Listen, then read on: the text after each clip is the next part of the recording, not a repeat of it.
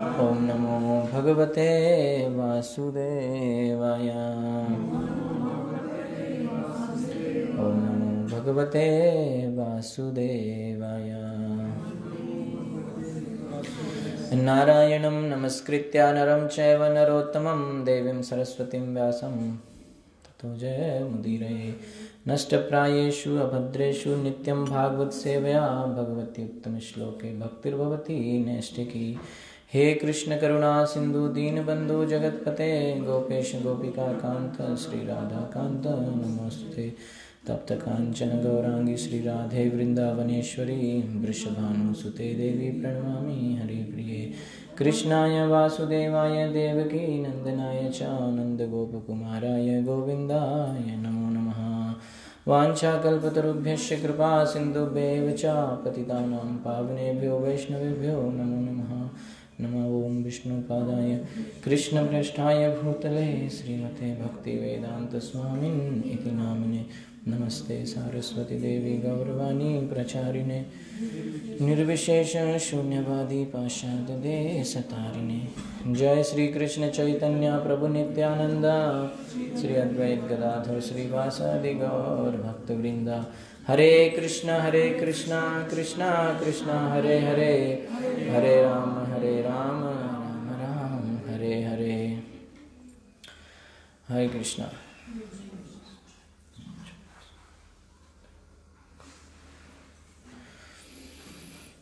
Welcome to Shrimad Bhagavatam session 2। तो कल हमने श्रीमद् भागवतम के महात्म्य में श्री सनातन गोस्वामी की श्लोकों के आधार पर चर्चा किया था, और भागवतम में कौन कौन से 6 प्रश्न जो सबसे पहले पूछे गए, किसने पूछे थे? किससे? सूत गोस्वामी से। बहुत अच्छा। कहाँ पर?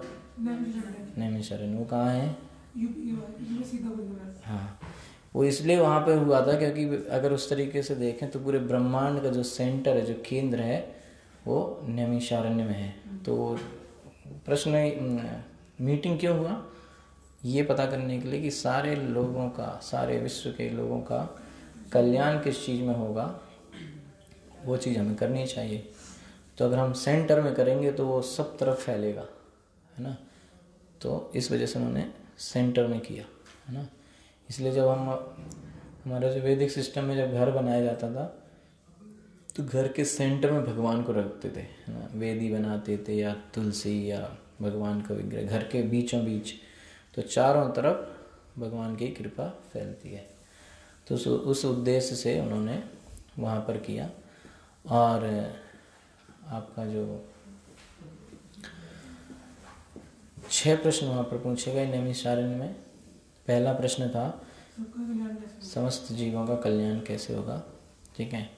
दूसरा प्रश्न था कि समस्त शास्त्रों का सार क्या है। हाँ, समस्त शास्त्रों का सार क्या है। तीसरा प्रश्न भगवान अवतार क्यों लेते हैं, भगवान के अवतारों का उद्देश्य क्या है। चौथा भगवान के पुरुषावतार के बारे में बताइए। हाँ, भगवान के पुरुषावतारों के बारे में बताइए। पांचवा लीला अवतारों के बारे में, भगवान के लीला अवतारों के बारे में इच्छा है जानने की। छठवां धर्म ने किसकी शरण ली, भगवान के जानने के बाद धर्म ने किसकी शरण ली। बहुत अच्छा। ये 6 प्रश्नों को शौनक आदि ऋषियों ने पूछा। समस्त ऋषि एक साथ थे, उन्होंने अपने एक मुखिया शौनक ऋषि को बनाया, वही सारे प्रश्न यहाँ पर पूछ रहे थे। इसलिए आप भागवतम जब पढ़ेंगे तो आपको बार बार उसमें लिखा मिलेगा शौनक उवाचा, है ना। और उनका उत्तर दे रहे थे सूत गोस्वामी। तो सूत गोस्वामी ने जो है उनके समस्त प्रश्नों का उत्तर दिया, ठीक है। तो भागवतम बेसिकली किसके किसके बीच की बात हो रही है, सूत गोस्वामी और शौनक आदि ऋषियों के बीच में। लेकिन हम लोगों ने सुना कि भागवतम तो परीक्षित महाराज और सुखदेव गोस्वामी के बीच में हुई थी। तो सुखदेव गोस्वामी और सूत गोस्वामी, थोड़ा सुनने में एक जैसा लगेगा लेकिन वहाँ फर्क है। एक का नाम है सूत गोस्वामी, एक का नाम है शुकदेव गोस्वामी, ठीक है। तो एक जगह लिखा होगा सूत उवाचा, एक जगह लिखा होगा शुक उवाचा। तो दोनों एक ही व्यक्ति नहीं है, तो फर्क है। तो ये कैसा है, ये ऐसा है कि जो परम सत्य तो एक ही है, अलग अलग जगह जब अलग अलग चर्चा होती है तो उसको अलग अलग भक्त अपने आपस में डिस्कशन करते हैं। तो जब शौनक आदि ऋषियों ने प्रश्न पूछा तो सूत गोस्वामी ने उनके उत्तर दिए। सूत गोस्वामी ने जो उत्तर दिए वो उन्होंने कहा कि भाई ऐसे ही प्रश्न एक बार परीक्षित महाराज ने भी पूछे थे, है ना, किससे? शुकदेव गोस्वामी से। तो वहाँ पे उनके प्रश्नों का उत्तर दिया गया था, वहाँ मैं भी मौजूद था, मैंने वो उत्तर सुने थे, तो वही उत्तर मैं आपको बता देता हूँ, ठीक है।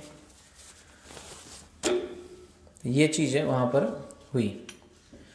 तो सूत गोस्वामी के प्रश्नों का उत्तर प्रथम स्कंद में है। तो जो आपका सबसे पहला प्रश्न क्या है, हम उसी तरीके से हम चलेंगे जैसे प्रश्न पूछे जा रहे हैं, उसी तरीके से हम एक एक उत्तर लेते हुए।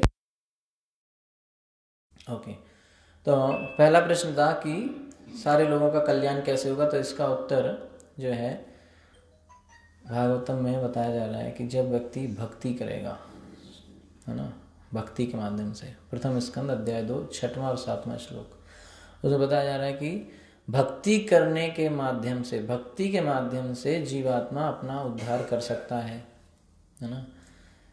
और कोई सा भी काम अगर किया जाए तो उसमें व्यक्ति को सफलता मिलना थोड़ा मुश्किल है, लेकिन अगर वो भक्ति करेगा तो आसानी से वो, क्यों, जीवन में बहुत सारे कष्ट हैं, दुख तो सभी को हैं। ऐसा कोई व्यक्ति भौतिक जगत में नहीं है जो कह सकता है कि मैं सुखी हूँ। तो सभी को दुख है, किसी के पास सुख नहीं है, लेकिन सुख की तलाश सबको है कि नहीं। सभी को क्या चाहिए? सुख। सबको मिलकर आए दुख। एक बार एक व्यक्ति ने पूछा कि भगवान जब सब सर्वशक्तिमान है तो उन्होंने ऐसा संसार क्यों बनाया जिसमें दुख ही दुख है ना। और आप एक तरफ तो कहते हो कि भगवान ने संसार बनाया जिसमें दुख है, दूसरी तरफ आप कहते हो कि भगवान परम दयालु है, कृपा करते हैं अपने भक्तों पर, कष्ट नहीं आने देते, सबकी रक्षा करते हैं सब। तो जब भगवान सब पर दया करते हैं, सबकी रक्षा करना चाहते हैं, तो फिर ऐसा संसार क्यों बना दिया जिसमें दुख है कि नहीं। तो सरकार भी ऐसे ही जब इलेक्शन होता है तो सरकार भी यही कहती है कि जब हमारी सरकार आएगी तो हम आपको ये सुविधा देंगे, वो सुविधा देंगे। और फिर मान लो सरकार बन जाती है तो सरकार बहुत सारे नियम निकालती है कि पब्लिक की वेलफेयर के लिए ये 4 गुलाब जामुन मिलेंगे। ऐसा तो नहीं, जेल में क्या मिलता है? कष्ट मिलता है ना। तो आप कहेंगे भाई सरकार ऐसी चीज़ें क्यों बना रही है जहाँ पे लोगों को कष्ट दिए जा रहे हैं, ऐसा क्यों सरकार कर रही है ना। तो इस बात को कैसे समझेंगे? सरकार जेल में लोगों को कष्ट देती है, अच्छी बात है या खराब बात है? वो लोग बताएंगे जो जेल से बाहर हैं। और जो पाती तो उनको बिग बॉस वाला रख देता है एक कमरे में, तुम यहीं रहो, जो करना है गड़बड़ यहाँ करो, बाहर लोगों को डिस्टर्ब मत करो ना। सारे पागल एक जगह इकट्ठे हैं, आपस में अपना करते रहो और बाकी लोगों को सुखी रहने दो, है कि नहीं। तो इसलिए भगवान ने संसार बनाया है कि जो लोग, अच्छा दुख वाला संसार बनाया है तो क्वेश्चन वही था, क्यों बनाया? ऐसा संसार बना देते भाई जिसमें सब सुखी सुख रहते, कोई बीमारी नहीं होती, कोई मृत्यु नहीं होती, और सबसे बड़ी बात कोई बूढ़ा नहीं होता, है ना। क्योंकि लोगों को बीमारी और मृत्यु से ज़्यादा टेंशन आजकल लोगों को बूढ़े होने की है। मर जाए लोग कहते हम चाहे मर जाएं सीधे, लेकिन बाल सफ़ेद ना हो, डायरेक्ट मृत्यु है, जब हम बूढ़े नहीं होना हमें भाई, है ना। लोग क्या कहेंगे, हैं हटाइए बूढ़े हो गए, और हम अपने आप बताते रहते सबको, वो कोई दिक्कत नहीं है ना। How old are you? बोला मैं 17 साल पुराना मॉडल हूँ। ये तो पूछते हैं हाउ ओल्ड आर यू, कितने पुराने हो? 20 साल 25 साल। तो खुद बताते हैं तो कोई प्रॉब्लम नहीं है, दूसरे करे आप बूढ़े हो गए, अरे अभी तो मैं, है ना। तो इसलिए भगवान ने ऐसा संसार तो बनाया है, लेकिन भगवान ने इससे 3 गुना बड़ा एक और संसार बनाया है जिसमें आनंद ही आनंद है, जिसमें कोई दुख नहीं है, परेशानी नहीं है, कष्ट नहीं है कि नहीं। एक और ऐसा कैसा संसार है जो बिल्कुल आनंदमय है, जहाँ पर कोई दुख परेशानी नहीं है, ऐसा संसार भगवान ने बनाया है। वो संसार कहाँ है, कौन बताएगा? गोलोक वृंदावन, आध्यात्मिक जगत, वो 3 गुना बड़ा है। अब समस्या किसकी है? एक अच्छा संसार भी है जहाँ पे सब आनंद है, एक ऐसा संसार भी जहाँ पे दुख है। हम किस में हैं? दुख वाले में, तो गलती किसकी है? हमारी। और भगवान ने तरीका भी बताया कि इससे निकल के उसमें जाना है, कैसे जाना है वो भी बताया है। हम नहीं कर रहे हैं तो हमारी गलती हुई ना। जेल में कैदियों को डाला गया क्योंकि उन्होंने गलत काम करे। सरकार ने नियम बताए हैं, ऐसे ऐसे काम करो जेल से बाहर आ सकते हो। कई कैदियों को समय से पहले भी रिहा कर दिया जाता है क्योंकि वो उनमें सुधार आ जाता है। तो जेल में डालने का मतलब है व्यक्ति में सुधार लाना। तो हमने गड़बड़ की तो हमको भगवान ने जेल में डाला, भौतिक जगत रूपी जेल में डाला, और हम यहाँ पर पड़े हुए हैं। हमें सुधार करने के लिए गीता भागवत दिया, हम उसको पढ़ेंगे, अपने आप में सुधार करेंगे, हमको जेल से बाहर निकाला जाएगा। और बिना सुधार किए जो जेल से बाहर निकलने की कोशिश करते हैं उनके लिए एक जेलर होता है वहाँ पे, है कि नहीं, जो दीवारों पर नज़र रखता है कौन क्या कर रहा है, कौन सा जेलर भागने की कोशिश कर रहा है, सॉरी कैदी, है ना, तो जेलर उस पर नज़र रखता है कि नहीं। तो इस भौतिक जगत रूपी जेल के अंदर भी एक भगवान ने जेल, संस्कृत में जेल को बोलते हैं दुर्ग, और जो जेल का जेलर है, देखभाल करने वाला, उनको क्या बोलते हैं? दुर्गा। जयकारा शेरावाली का, है ना। तो दुर्गा माता यही काम है उनका, भगवान की दुर्गा माता यही सेवा करती हैं कि जो जो बिना शुद्धिकरण के यहाँ से बाहर निकलता है या गड़बड़ करता है उसको मारती हैं। तो दुर्गा माता को ये काम दिया है। जो जेलर को काम क्या दिया है कि जो कैद जो है इनको पनिशमेंट दो, है ना। जेलर का काम क्या है? ये काम है ना कि कैदियों को पनिशमेंट दो।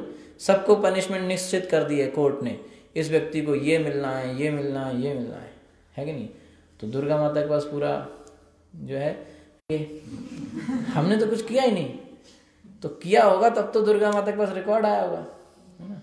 वो तो कहे भाई हमें पता नहीं है, सिस्टम में दिखा रहा है आपके नाम पे इतने का फाइन है। अब ये आप उससे पूछो जिसने चढ़ा, हमारा काम है फाइन वसूल करना, है ना। आजकल जो ऑटोमेटिक सिस्टम आ गया ना उसका फास्टैग, और जो ग्रीन लाइन रेड लाइट को जो वायलेट करते हैं उन सबका ऑटोमेटिकली वहाँ पहुँच जाता है ना नोटिस। तो वो कहते हैं हाँ जी हमें पता नहीं है, हमें तो नोटिस आया आपको पैसे देने हैं, बात है। तो दुर्गा माता का काम वैसे ही है ना, वो सबको पनिशमेंट देते हैं। कैसे देते हैं पनिशमेंट? उनके पास है एक त्रिशूल, है ना।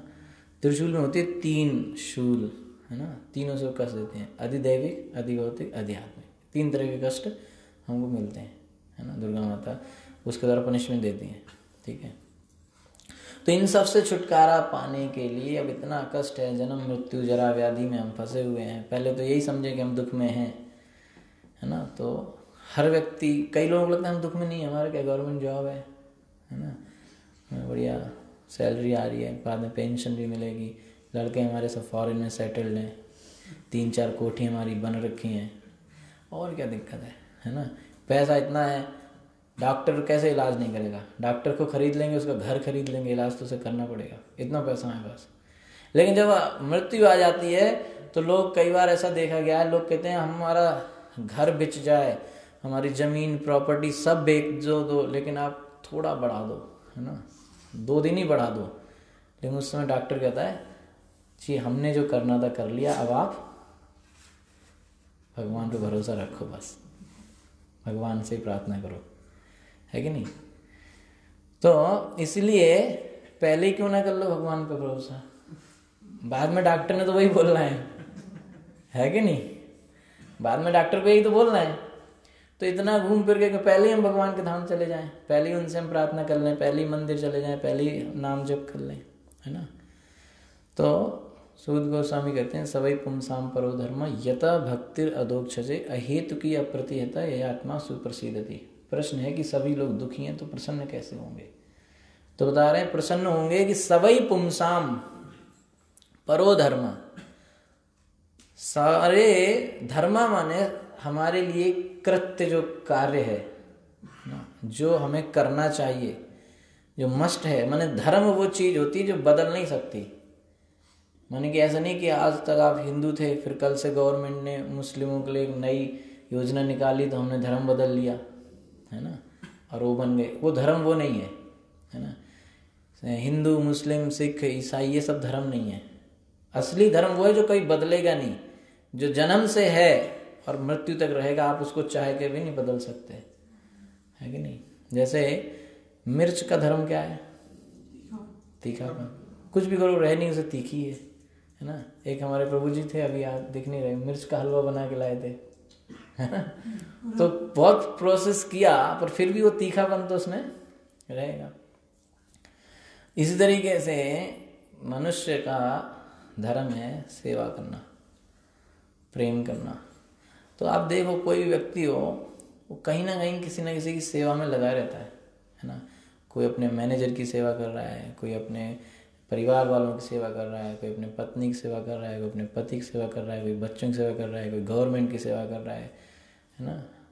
तो कोई गाय की सेवा कर रहा है प्रभु जी जैसे।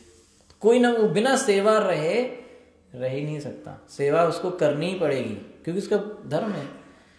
तो वही यहाँ पे बताया जा रहा है कि ये जो सेवा है ये किसकी करनी है ना। और हर व्यक्ति चाहता है कि वो किसी से प्रेम करे और कोई उससे प्रेम करे।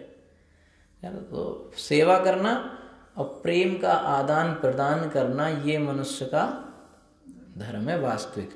अब इसको आप अलग अलग भाषा में, अलग अलग क्षेत्रों में अलग अलग नाम दे दो, वो आपकी इच्छा है ना। तो फिर आप किसी भी धर्म का, जैसे हिंदू, मुस्लिम, सिख, किसी में भी जाओ, आप जब उसमें रिसर्च करोगे तो आप यही पाओगे कि अल्टीमेटली वो धर्म यही सिखा रहा है, समाज में सबकी सेवा करो और भगवान से प्रेम करो। यही तो सिखाया जा रहा है कि नहीं। चाहे आप मंदिर जाएंगे तो वहाँ पे भी दूसरों की सेवा करने को बोल रहे हैं, मस्जिद जाएंगे वहाँ पे भी हो रहा है, गुरुद्वारा जाएंगे तो वहाँ पे भी यही हो रहा है। सब जगह क्या बोल रहे हैं? सेवा करो और प्रेम करो, यही तो बात है। तो अब होता क्या है कि हम ऐसे लोगों की सेवा करते हैं या हम ऐसे लोगों से प्रेम का आदान प्रदान करते हैं जो क्षणिक हैं या जो नश्वर हैं। हमने 20 साल एक व्यक्ति से प्रेम किया और वो एक दिन मर गया तो हमको दुख होता है, क्यों छोड़ के चले गए, हाय हाय छोड़ के चले गए। अब बच्चों की फीस कौन भरेगा? वो चला गया इसका टेंशन नहीं, फीस कौन डालेगा ये टेंशन है कि नहीं। तो व्यक्ति को ऐसी चीज़ों से हमें प्रेम नहीं लगाना है और संबंध नहीं बनाना है जो क्षणिक हैं, जो कुछ समय बाद चली जाएंगी, क्योंकि उससे आपको फिर दुख होगा, है कि नहीं। तो भागवतम क्या सिखा रहे हैं कि आप कृष्ण से संबंध जोड़ो, भगवान से संबंध जोड़ो, है ना। तो वो क्या है, भगवान तो नित्य है, तो आपको नित्य आनंद प्राप्त होता रहेगा। आपका जो प्रेम का आदान प्रदान है वो कभी खत्म नहीं होगा, आपको आनंद मिलता रहेगा। आप भगवान की सेवा करो, आपको हमेशा आनंद आता रहेगा। तो सवई पुंसाम परो धर्म, सभी पुंसाम माने सभी लोगों का परो धर्म, सर्वश्रेष्ठ धर्म क्या है? यतो भक्ति अदोक्षज। अदोक्षज माने भगवान श्री कृष्ण, उनकी भक्ति करना।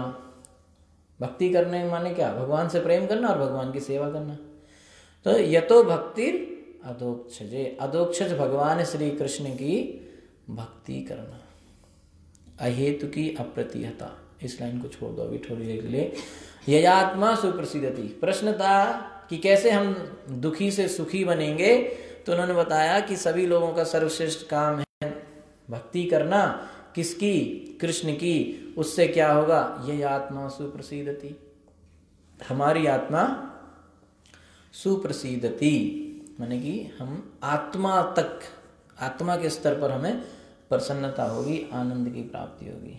कई बार हमको ऊपर ऊपर आनंद आता है ना, आत्मा में खुशी नहीं होती बहुत सारी चीज़ों में।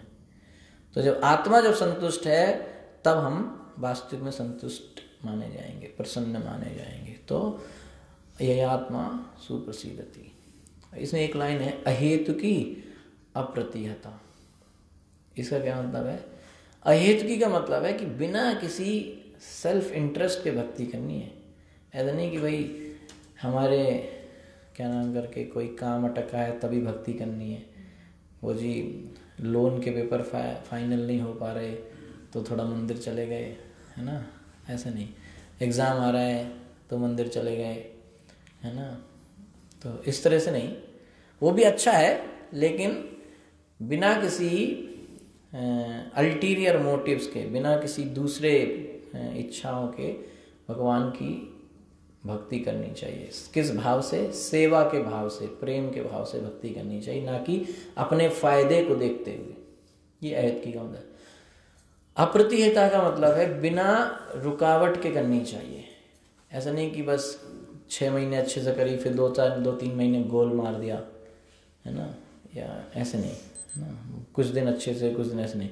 हमें चाहे आप कम करो, बट जो लेवल, जो स्टैंडर्ड सेट किया उसको बहुत समय तक फॉलो करते रहिए और उसमें आगे बढ़ते रहिए धीरे धीरे। ये है, भले आप शुरुआत में कम करें, है ना, शुरू में कम करें, धीरे धीरे उसको आगे बढ़ाएं, ठीक है। और दूसरा क्या है कि बिना किसी दूसरी इच्छा के, ना, अहेतु की, बिना किसी दूसरे हेतु के, शुद्ध भाव से, सेवा और प्रेम के भाव से आप भक्ति करें। क्योंकि कई बार हम लोग बहुत समय से भक्ति कर रहे होते हैं, पर हम देखते हैं हमें कोई आनंद तो प्राप्त ही नहीं हो रहा है, हेडेक और बन गई, अब माला करनी है। कई लोग कहते हैं हाँ क्या अभी क्या हो रहा है, बस माला करनी है, अभी क्या है ना। अरे आप, उन्होंने बुलाया, कथा रखी, जाना पड़ेगा, जाना पड़ेगा, तो उन्हें हेडेक हो गई है, क्योंकि वहां जाते हैं कोई आनंद तो आता नहीं है। आनंद ना, भक्ति में आनंद ना आने के यही 2 कारण है कि हम ये 2 चीज भक्ति में नहीं डाल रहे हैं, अहेतु की और अप्रतिहता। या तो हमारे अंदर शुद्ध भाव नहीं है, और या हमारे अंदर एक लगन नहीं है, लगातार करने वाली, है ना, बीच में कभी कर लिया, कभी वो, है ना, साइन वेव की तरह ऐसे ऐसे ऐसे ऐसे, ना, ऐसे नहीं, ठीक है। इसको बता रहे हैं। तो ये था पहले प्रश्न का उत्तर कि क्या करनी चाहिए। अगर सभी को सुखी रहना है, भक्ति करनी चाहिए। और वैसे घुमा फिरा के प्रश्न पूछे जा रहे हैं, उत्तर सबका एक ही है, भक्ति, ठीक है। तभी इसका नाम है भागवत।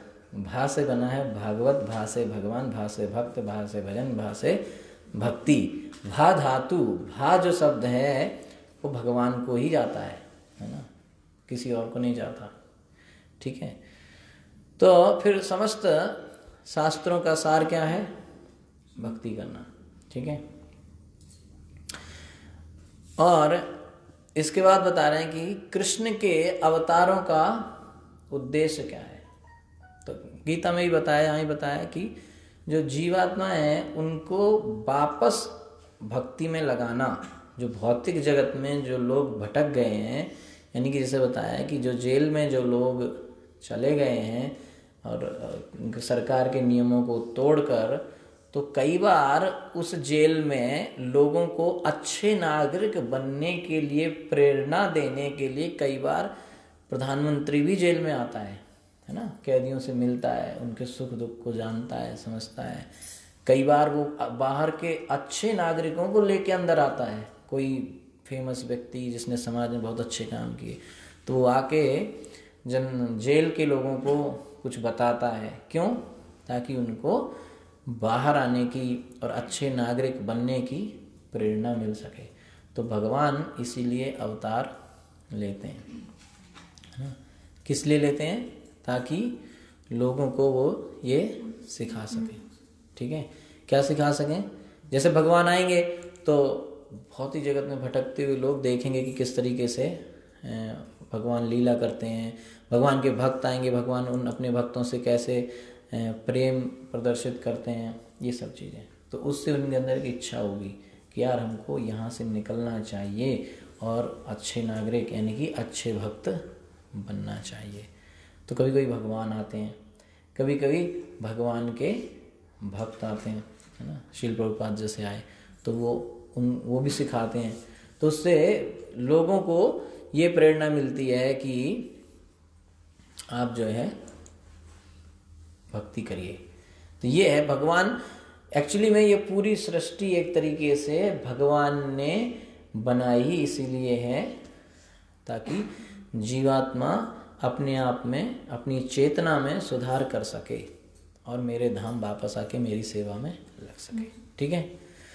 फिर पुरुषावतारों के बारे में, तो जब ये संसार बना है तो इसको चलाने वाली प्रकृति जो है उनके उस प्रकृति को पुरुषावतार के द्वारा, यानी कि जो 3 पुरुषावतार हैं, कल शॉर्ट में बताया था 3 पुरुषावतार हैं, महाविष्णु, गर्भोदक्षाई विष्णु और क्षीरोदक्षाई विष्णु परमात्मा। तो जब प्रकृति, जब संसार बनता है तो प्रकृति की गोद में सारे जीवात्माओं को डाला जाता है ना। प्रभुपाद जी तात्पर्य में लिखते हैं, जिस तरह से एक पति अपनी पत्नी को प्रेग्नेंट करता है, उसी तरीके से भगवान प्रकृति की गोद में सारे जीवात्माओं को भर देते हैं। कैसे? दृष्टि के रूप से, है ना। तो वो जो करते हैं वो है प्रथम पुरुष, जो है कारणोदक्षाई विष्णु, यानी कि महाविष्णु, जो कि कारण जल में सोए हुए। कारणोदक्षाई विष्णु से ही निकले हैं। कृष्ण से बलराम आते हैं, बलराम से संकर्षण, संकर्षण से नारायण, नारायण से महासंकर्षण, फिर संकर्षण से सदाशिव और महाविष्णु। ठीक है, तो यही महाविष्णु कारणोदक्षाई विष्णु है। ये प्रकृति को जब दृष्टि पड़ती है तो प्रकृति गर्भवती होती है, फिर प्रकृति में विक्षोभ होता है, 3 गुणों, सतोगुण, रजोगुण, तमोगुण की उत्पत्ति होती है और वहां से फिर सृष्टि बनना चालू होती है। तो वहीं से फिर ये ब्रह्मांड बनते हैं। आप लोगों ने जनरली सुना होगा कि जब भगवान सांस लेते हैं तो उनकी रोम छिद्रों से या नासिका से ब्रह्मांड निकलते हैं। तो ब्रह्मांड निकलते हैं, मैंने कहा अंदर वहाँ पे रेडीमेड रखे हैं क्या, है ना? ऐसा नहीं है। तो वो कैसे बनते हैं? वो ऐसे ही बनते हैं, है ना। प्रकृति में विक्षोभ होता है, फिर धीरे धीरे एक एक एलिमेंट जो तरीके से वो ब्रह्मांड बनता है, छोटा सा बड़ा होता जाता है। तो ब्रह्मांड में निर्जीव है ना। तो ब्रह्मांड निर्जीव है, तो उस ब्रह्मांड में जान देने के लिए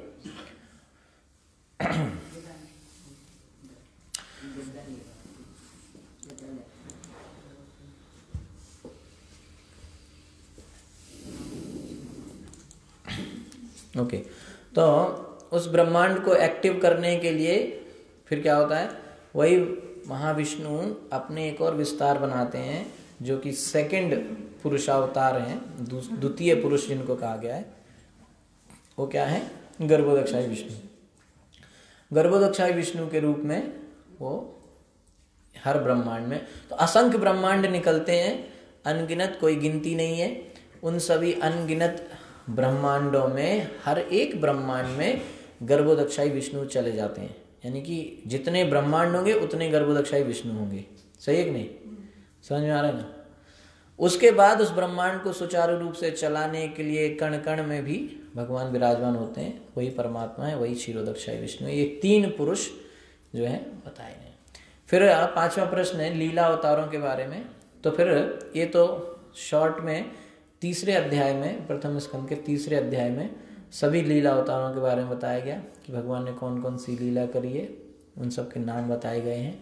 और ये भी क्या नाम करके बाद में तो विस्तार से आएगा, पर अभी शॉर्ट में उनको बता दिया है। जैसे मत्स्य अवतार में भगवान ने मत्स्य लीला की है, राम अवतार भी लीला अवतार है, ठीक है, कृष्ण लीला अवतार है, वामन देव। लीला अवतार माने होता है कि भगवान स्वेच्छा से आते हैं कोई लीला करने, है ना। किसी को न, जैसे किसी ने वो अपनी इच्छा से आते हैं, कोई वहाँ जरूरत नहीं थी, बस वो अपनी लीला करते हैं। लीला माने वो भक्तों के साथ रह के आनंद करते हैं, इसे कहते हैं लीला अवतार, ठीक है। तो वामन देव, उन्होंने माता अदिति को स्वयं कहा कि मैं आपकी पुत्र के रूप में आऊँगा, है कि नहीं। तो इस तरह से भगवान लीलाएं करते हैं, तो है लीला अवतार, ठीक है। इसके बाद जो है फिर 6वां प्रश्न क्या था?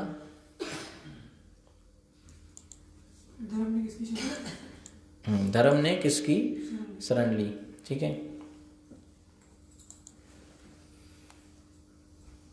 तो धर्म ने किसकी शरण ली, कल महात्मा में भी बताया था कि जब भगवान चले गए, सबने पूछा कि अब कौन धर्म की का सहारा कौन है, तो भगवान ने कहा कि मैं स्वयं ग्रंथ रूप में श्रीमद् भागवतम के रूप में उपस्थित रहूँगा और वही धर्म की सहारा होगा। यानी कि अगर हमें जानना है कि हमारा धर्म क्या है, हम किस धर्म पे चलें, क्या करना चाहिए, क्या नहीं करना चाहिए जीवन में, इस परिस्थिति में हम क्या करें, उस परिस्थिति में हम क्या करें, तो हमें कौन सिखाएगा? श्रीमद् भागवतम, ठीक है। तो इसके बाद सूत गोस्वामी ने जब इस तरह से उनको आंसर दिया तो आगे शौनक आदि ऋषियों ने फिर जो है आगे 4 प्रश्न फिर पूछे। तो जैसे जो 6 प्रश्न बोले गए थे उन 6 प्रश्नों के तो उत्तर हो गए, तो एक तरीके से भागवत हो गई। तो अगर यहाँ भी हम लोगों को इतना ही बताया जाए कि शौनक आदि ऋषियों ने ये प्रश्न पूछे थे और उनके ये उत्तर सूत गोस्वामी ने दे दिए थे, तो फिर हमारे लोगों के अंदर भी एक जिज्ञासा आएगी कि भाई हमने तो सुना था कि परीक्षित महाराज ने भी कुछ प्रश्न पूछे थे, सुखदेव गोस्वामी ने कुछ उत्तर दिया था, तो ये क्या है। तो ऐसे ही शौनक आदि ऋषियों ने फिर आगे कुछ और प्रश्न किए। तो वो क्या प्रश्न थे, 4 प्रश्न उन्होंने पूछे। पहला प्रश्न था कि श्रीमद् भागवतम को क्यों बनाया गया, है ना। जो अगर कोई लिखना चाहता तो आप लिख सकते हैं, श्रीमद् भागवतम को क्यों बनाया गया, कब बनाया गया और किधर बनाया गया। ठीक है, किस तरह से श्रीमद् भागवतम लिखने की प्रेरणा मिली, मतलब इतना बड़ा ग्रंथ अगर बनाया गया तो क्यों बनाया गया। ठीक है, और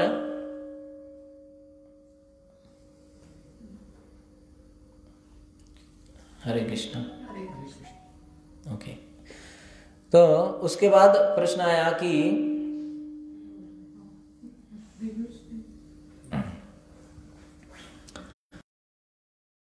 पहला प्रश्न है श्रीमद् भागवतम क्यों बना, कब बना और इसको प्रेरणा, श्रीमद् भागवतम लिखने के लिए प्रेरणा कहाँ से आई।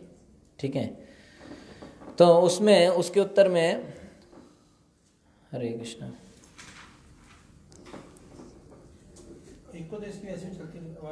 हरे कृष्ण, हाँ ठीक है। तो उसमें उत्तर में बताया गया है कि जब श्रील व्यासदेव ने, जो व्यासदेव कौन है,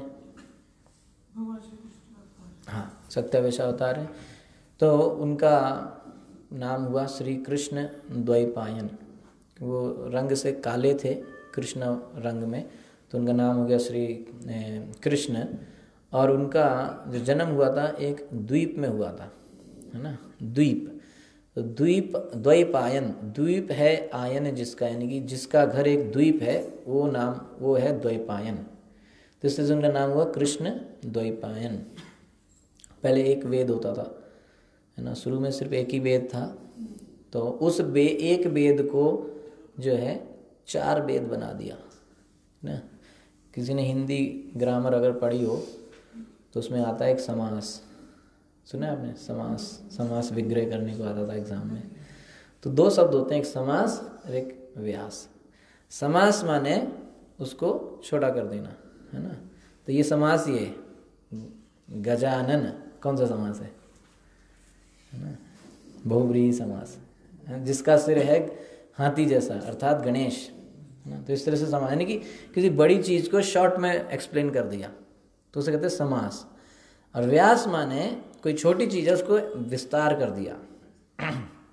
तो एक वेद था उसको 4 कर दिया, तो इनका नाम पड़ गया इसलिए व्यास। तो उन्होंने एक वेद से 4 किए, क्यों किए, ताकि लोगों को आसानी से समझ में आ जाए, है ना। थोड़ा और एक्सप्लेन कर दिया, कलयुग के लोग जल्दी नहीं समझते, अहम ब्रह्मास्मि क्या समझे, है ना। ब्रह्म के कई मीनिंग है ना। कोई ये समझ सकता है कि मैं ही भगवान हूँ। ज़्यादातर लोग अहम ब्रह्मास्मि से ज़्यादातर लोग यही समझते हैं कि मैं ब्रह्म हूँ, मैं भगवान हूँ। उनको ऐसे डाउट रह जाता है ना। तो जब मर जाते तो उनका डाउट क्लियर हो जाता है, क्योंकि भगवान तो मरते नहीं। तो अहम ब्रह्मास्मि ऐसे करके बहुत सारी चीज़, तो उन्होंने उसको ईजी करने के लिए एक वेद से 4 वेद बना दिए और थोड़ा ईजी कर दिया। फिर भी लोगों को समझा नहीं, तो फिर उन वेदों को और एक्सप्लेन किया, है ना। तो उपनिषद लिखे, फिर और कॉम्प्लिकेटेड हो गया मैटर, है ना। अब इतनी सारी चीज़ें लिख गई, तो उसकी उनके जो शिष्य थे उन्होंने भी कुछ एक्सप्लेन किया, तमाम चीज़ें हो गई। फाइनली इतना ज़्यादा हो गया कि अब उनको खुद नहीं समझ में आया कि लोग पढ़ें क्या, इतना ज़्यादा हो गया, इतनी सारी चीज़ें याद करने को हो गई। तो उन्होंने फिर फार्मूले बनाए, होता ना, जब एग्जाम्स पहले बहुत सारी चीज़ें आती तो बच्चे फार्मूले बना लेते हैं, कुछ तो ओरिजिनल फार्मूले कुछ बच्चे अपनी तरफ से बना लेते हैं कुछ चीज़ें याद करने के लिए, है ना। तो फार्मूला बोलो तो सब याद आ जाता है कि नहीं। तो वो फार्मूला उन्होंने बनाए, उसी को कहते वेदांत सूत्र। सूत्र माने फार्मूला। तो उसके बाद वो वेदांत सूत्र बहुत ज़्यादा शॉर्ट हो गए, है ना। जैसे अहम ब्रह्मास्मि, तत्त्वमसि, ये सब वेदांत सूत्र हैं। तो ये बहुत ही ज़्यादा शॉर्ट हो गए। अब इसमें इतना शॉर्ट हो गया कि लोग इसकी कुछ भी मीनिंग ले लें, है ना। तो उन्होंने कहा ये तो फिर गड़बड़ हो गई है। तो उन्होंने फिर उसको एक्सप्लेन किया। तो उनको एक्सप्लेन करने के लिए उन्होंने पुराण लिखे। कितने? 17। कितने पुराण लिखे? 17 पुराण। तो बहुत समय से लिखते आ रहे हैं, इतना कुछ लिख डाला, इतना कुछ लिख डाला। पुराणों में बीच में महाभारत भी लिखी, इतिहास, है ना, महाभारत भी लिखी। तो बहुत कुछ लिख लिया। तो महाभारत उन लोगों के लिए लिखी जो बहुत ही लो माइंडेड हैं, बहुत कम उनको समझ है, वो महाभारत पढ़ेंगे, सब कहानी के रूप में समझेंगे। पुराणों में कहानियाँ हैं। तो अब व्यासदेव को लगा कि सब काम हो गया, अब तो सब लिख दिया। तो जैसे आप कोई काम कर रहे हो, है ना, और अच्छा उन्होंने लिखा क्यों? पहली बात तो इसलिए लिखा क्योंकि द्वापर के एंड में जब कलयुग शुरू होने वाला था, तो कलयुग के लोगों का ये महान गुण है कि वो ज़्यादा याद नहीं रख पाते, है ना। कल हमने उस पर चर्चा किया था, है ना। जैसे अभी हम आशीष प्रभु से पूछेंगे कि 3 दिन पहले ब्रेकफास्ट में क्या खाया था, तो इनको याद नहीं है। सिर्फ 3 दिन पहले, अच्छा आज सुबह क्या खाया था, वो भी सोच रहे हैं। देखो, है ना। अच्छा कल, बहुत अच्छा, कल कौन से रंग का शर्ट पहना था आपने सुबह? पक्का? तो हमें इतना सा भी याद नहीं रहता। तो अगर किसी से पूछ लिया जाए, भाई जब आप 4th क्लास में पढ़ते थे तो जो आपके फिर साइंस के टीचर थे, उन्होंने आपको 2nd मंथ के इतने दिन में कौन सा लेसन पढ़ाया था? किसको याद आएगा? चलो अच्छा, टीचर ने क्या पढ़ाया नहीं याद है, टीचर का नाम ही बता दो,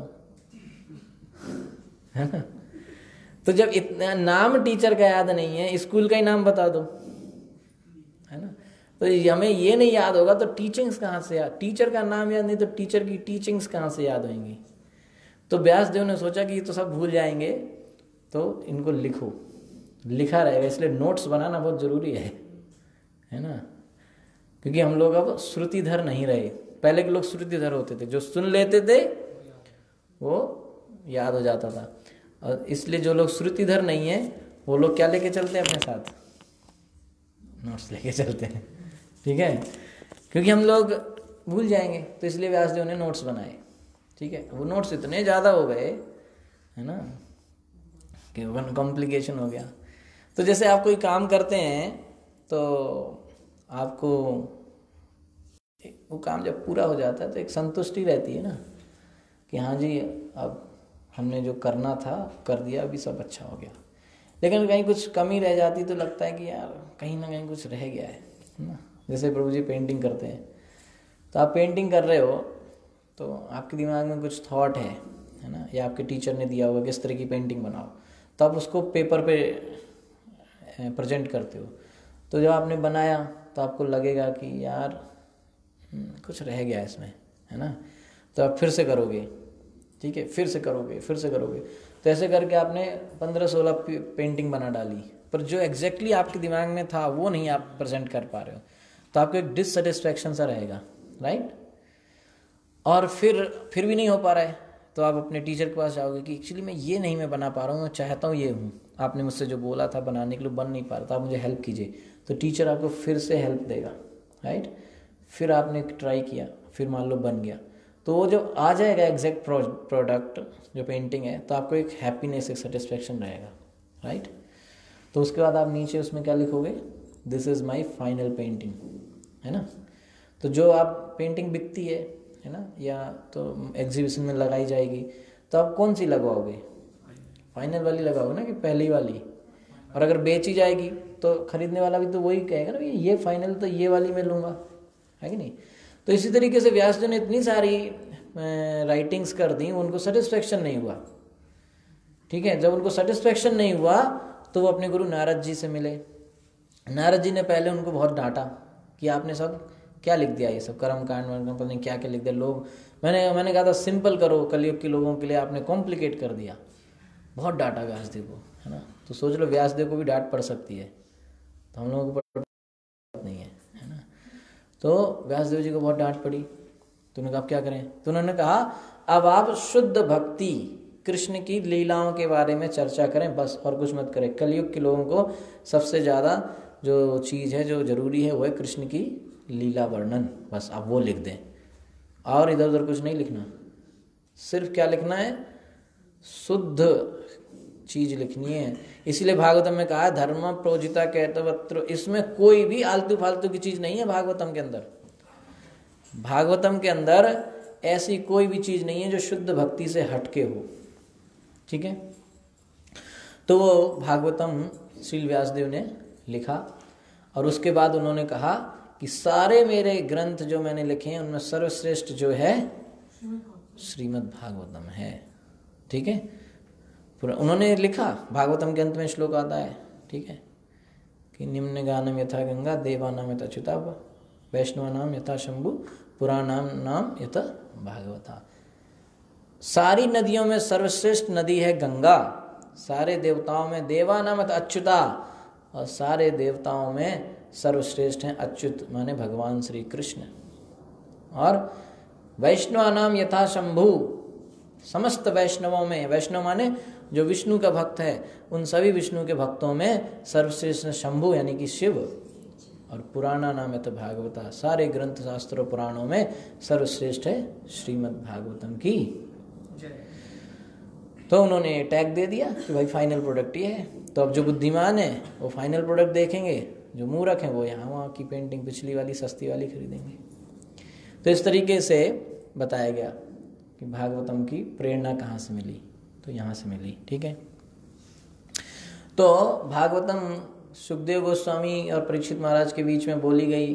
तो फिर उन्होंने दूसरा प्रश्न पूछा कि सुखदेव गोस्वामी जो हैं हस्तिनापुर में कैसे आ गए, परीक्षित महाराज से उनकी मुलाकात कैसे हो गई।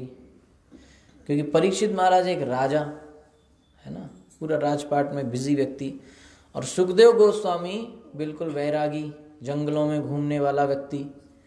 दोनों का मिलन कैसे हुआ, है ना। ऐसा तो नहीं कि दो राजा हों तो भले कई भाई मिल गए हों, राजपाट के काम से मिलने आ गए हों, या दोनों साधु हों तो जंगल में घूमते घामते मिल गए हों, है ना।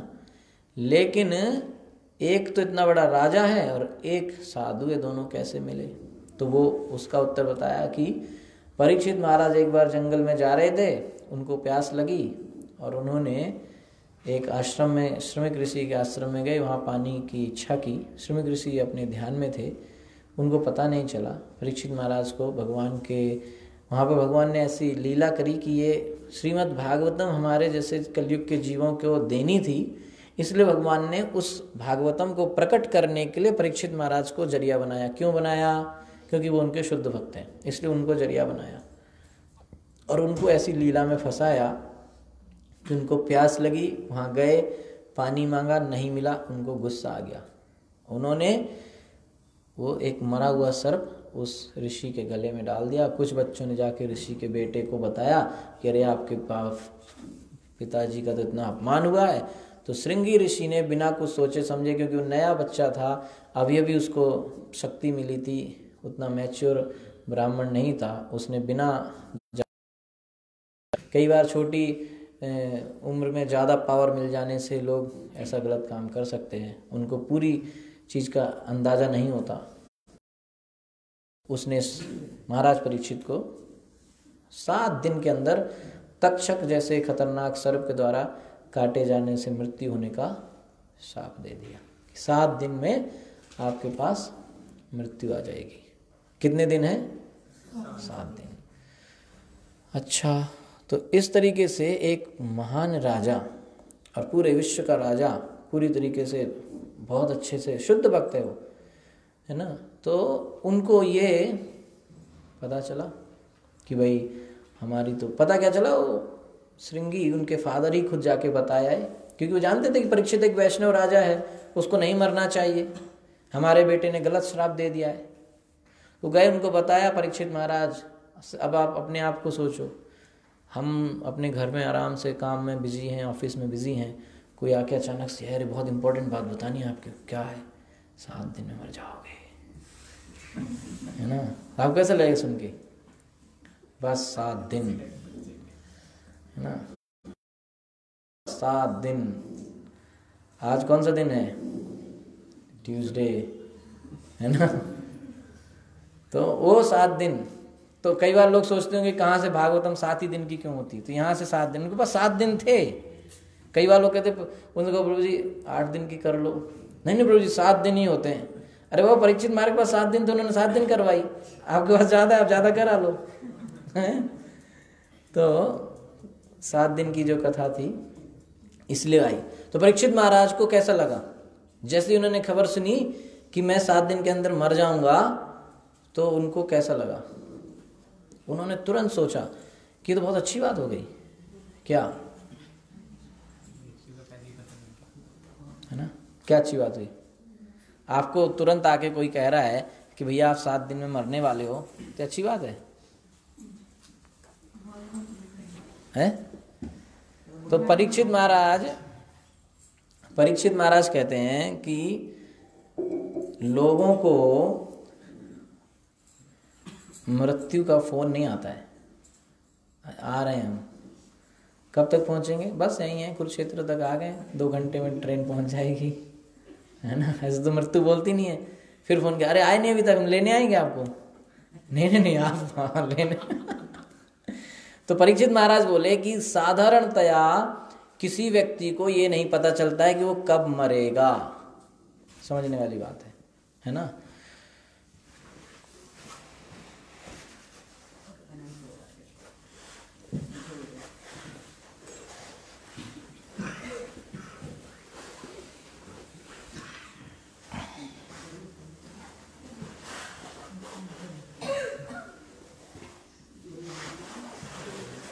कर लो पहले, हमारे पास तो कोई काम है नहीं, हम आराम से करें। हो जाए तो बताना, ठीक है। तो परीक्षित महाराज ने सोचा कि वैसे तो किसी को पता नहीं चलता मृत्यु का, और मुझे पता चल गया कि 7 दिन में मेरी मृत्यु आएगी, तो इसमें बुराई क्या है? मरना तो सबको होता ही है। और अच्छी बात ये है, तो ये मरना है, ये तो जनरल इन्फॉर्मेशन है, सबको पता है। कुछ लोग ना पता होने का नाटक करेंगे तो इसका मतलब ये नहीं है, अरे जी हमको तो पता ही नहीं था, आप कैसे आए, मृत्यु कैसे आएगी, उससे पता नहीं चलेगा, है ना। तो सबको पता है कि मरना तो है ही, ठीक है कि नहीं। तो परीक्षित महाराज ने कहा ये तो जनरल बात है कि सबको मरना है, लेकिन मेरे साथ इस बात है कि मुझे पता चल गया मुझे कब मरना है। तो अब मैं अपने सारे लोन कैंसिल कर सकता हूँ, या एक बार हमने पूछा क्या करेंगे अगर हमें पता चलेगा, तो एक व्यक्ति बोला कि मैं तो जाके सारे बैंक से लोन ले लूंगा और 7 दिन में खूब फॉरेन और सब घूम घाम के मजे करके आऊंगा, कि मुझे पता है 7 दिन बाद में मरना है ना। तो इस तरीके से परीक्षित महाराज ने भी सोचा है ना कि मैं भी कुछ इस तरह से कर लूं, क्योंकि मरते समय अगर भगवान का ध्यान आ गया तो अगला जन्म नहीं है, पुनर्जन्म ना विद्यते। भगवान का धाम निश्चित है, बिल्कुल भगवान के धाम की कंफर्म टिकट है एसी में, ठीक है। तो परीक्षित महाराज ने कहा अब तो बस हमें तो पता चल गया ना, तो अब हम ये 7 दिन को भक्ति में ही लगा देंगे, है ना। मेरे पास अब कोई ऑप्शन ही नहीं है, मुझे पता है। तो उन्होंने तुरंत सारा राजपाट छोड़ के वो अपना ऋषियों मुनियों की शरण में चले गए, सबसे पूछने लगे कि मुझे सबसे इन 7 दिनों में मुझे ऐसा कौन सा काम है जो करना चाहिए, सबसे सर्वश्रेष्ठ काम।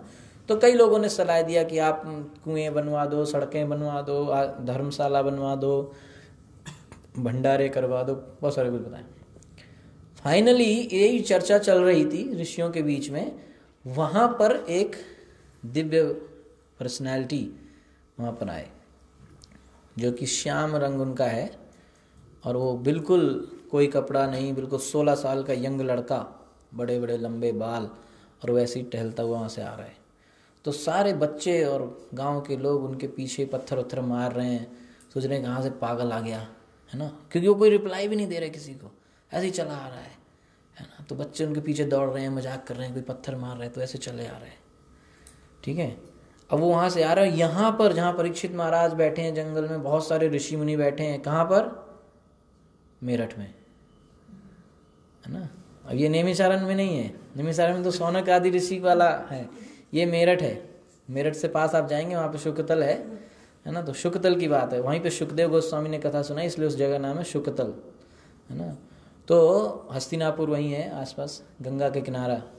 तो गंगा नदी के पास ये हो रहा था। वहाँ पे जब ये पर्सनालिटी, वहाँ पे ये व्यक्तित्व आया, तो सारे ऋषि मुनि एकदम से खड़े हो गए उनके आदर सत्कार में। अच्छा, वहाँ पे कोई वो फेसबुक या इंस्टाग्राम वाला सिस्टम नहीं था कि सब जानते थे कि ये शकल वाला व्यक्ति नरेंद्र मोदी होता है ना, ऐसा नहीं है। तो पर उनका जो ऐसा होता है ना, जो जैसा व्यक्ति होता है वैसे लोगों की पहचान कर लेता है ना। तो वो उनकी दिव्यता को ये दिव्य लोग समझ गए कि ये कोई दिव्य पुरुष है जो आ रहा है और हमसे महान है, इसलिए तुरंत उनके सम्मान में खड़े रहे। तो जब ये जो पागल जो बच्चे थे, ये कुछ जानते नहीं थे, इनको लगा ये पागल है। तो जब इन्होंने देखा, अब ये तो 16 साल का लड़का था, लेकिन ये जो और ऋषि मुनि थे, ये तो लग रहे थे कि ऋषि मुनि है, दाढ़ी वाड़ी जो भी होगा, है ना, तो ये लग रहे थे। और इनमें से कुछ विख्यात भी थे, तो लोग जानते भी थे कि ये ऋषि हैं। तो जब ये सारे ऋषि मुनि खड़े हो गए इस लड़के की सम्मान में, तब इन्होंने सोचा यार शायद कोई बड़ा आदमी है ना, हम लोग इसको फालतू में पत्थर मारे, तो चुपचाप यहाँ से निकलो। तो सारे धीरे धीरे वहाँ से अपना छोड़ के चले गए। सुखदेव गोस्वामी ही वही व्यक्ति थे। सुखदेव गोस्वामी वहाँ आए, सबने बिना कुछ सोचे समझे सीधे उनको एक आसन दे दिया, सर्वश्रेष्ठ आसन, कि आप यहाँ बैठिए और हम सबका मार्गदर्शन कीजिए। तो वहाँ पर फिर परीक्षित महाराज ने सुखदेव गोस्वामी से प्रश्न किए, ठीक है। इसके बाद परीक्षित महाराज, तीसरा जो प्रश्न था वो परीक्षित महाराज के जन्म के और के बारे में था, कि परीक्षित महाराज के जन्म और कर्म क्या है। तो सूत गोस्वामी कहते हैं कि परीक्षित महाराज का तो जीवन ऐसा है कि कहीं भी बात करो कृष्ण कथा ही होती है। जन्म की बात करोगे तो कृष्ण ने उनको माता उत्तरा के गर्भ में कैसे बचाया, उसकी चर्चा होगी।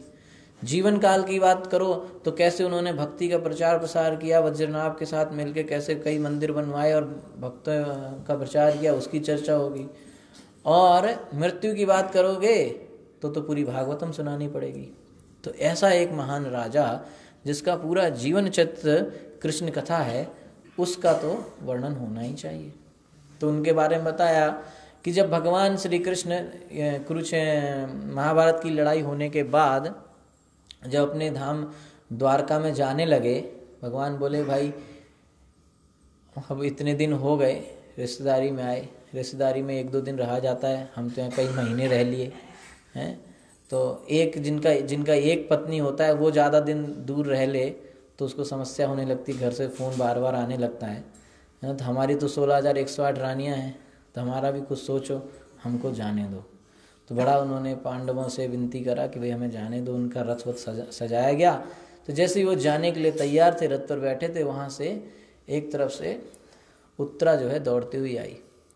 इसके पहले थोड़ा सा वर्णन है कि एक बार जब लड़ाई हो गई तो अश्वत्थामा ने क्या किया कि उसने सोचा कि भाई दुर्योधन को थोड़ा प्रसन्न कर लूँ मैं। तो उसने पांडवों के बच्चों के 5 के सिर काट लिए और दुर्योधन को दिखाया। तो दुर्योधन भी नाराज हुआ कि अब तो लड़ाई हो गई, तूने ऐसा घृणित कार्य क्यों करा, बच्चों की हत्या सोते में क्यों करी, और वैसे हमारे कुल में तो अब सब नष्ट हो गया, यही 5 बचे थे, तूने इनको ही मार दिया। तो उसने भी उसको डांटा। द्रौपदी को पता चला कि मेरे 5 पुत्रों की हत्या हुई है। अर्जुन, सबको बड़ा दुख हुआ। अर्जुन ने तुरंत द्रौपदी के सामने, ये अर्जुन लोग प्रतिज्ञा बहुत करते थे। भगवान कहते यार तुम लोग प्रतिज्ञा कर ले तो पूरी मुझे करवानी पड़ती है ना। अर्जुन भी कहता हमने तो काम, हमें पता है आप करवाओगे, इसलिए हम ले लेते हैं, है ना। तो अर्जुन ने तुरंत प्रतिज्ञा ले ली कि जब तक मैं इन 5 द्रौपदी, जब तक तुम्हारे इन 5 पुत्रों के हत्यारे का सिर नहीं काट के ले आऊँगा तो या तो मैं ही मर जाऊँगा, और तुम उस कटे सिरों के ऊपर खड़े होकर इसकी अपने पुत्रों की अंत्येष्टि करूँगा, इस तरह का। तो गए अश्वत्थामा, पता चला अश्वत्थामा मारा है। अश्वत्थामा को पकड़ने गए भगवान के साथ, भगवान रथ चला रहे थे। तो अश्वत्थामा देखा यार अर्जुन तो पकड़ लेगा। तो अश्वत्थामा को अब कुछ सोचा, उसको समझा नहीं क्या करें। तो उसके पास एक ही चीज़ थी, ब्रह्मास्त्र। उसने ब्रह्मास्त्र चला दिया। उसको चलाना आता था, रोकना नहीं आता था। ब्रह्मास्त्र क्या छोड़ दिया, उसको वापस भी तो बुलाना नहीं तो तबाही करता रहेगा। तो उसने चला दिया। अचानक से अर्जुन को लगा ये क्या होने लगा, पूरे में गर्मी बढ़ गई है, सब खतरनाक स्थिति हो गई है। तो भगवान से कहते हैं अरे भगवान ये क्या हो गया। भगवान कहते हैं ये अश्वत्थामा ने ब्रह्मास्त्र छोड़ दिया है, तुम डरो नहीं, तुम्हारे पास भी तो ब्रह्मास्त्र है। तो अर्जुन ने ब्रह्मास्त्र चलाया और अश्वत्थामा को पकड़ लिया, और पकड़ने के बाद उसको बांध लिया रथ के पीछे। और तो भगवान कहते क्या बांध क्या रहा है उसको, वहाँ बड़ी प्रतिज्ञा करके आओ कि मार देंगे, कटा सिर लेके आएंगे, है ना, तो क्या हुआ है, इसको मारो। तो अर्जुन कहता नहीं ये ब्राह्मण का बेटा है, इसको नहीं मार सकते, जो भी है। तो उसको लेके गए वहाँ द्रौपदी के पास। वहाँ जाके गए तो द्रौपदी ने भी कहा कि अरे ये ब्रह्मबंधु है, आपके गुरु द्रोणाचार्य का बेटा है, आप इसको मत मारिए। तो अब वहाँ पे जब पकड़ा था तब भगवान ने कहा तू मार दो। अब यहाँ पे जब द्रौपदी कहने लगी कि नहीं मारो, तो युधिष्ठिर महाराज ने भी कहा कि भाई मत मारो, चलो ठीक है छोड़ दो।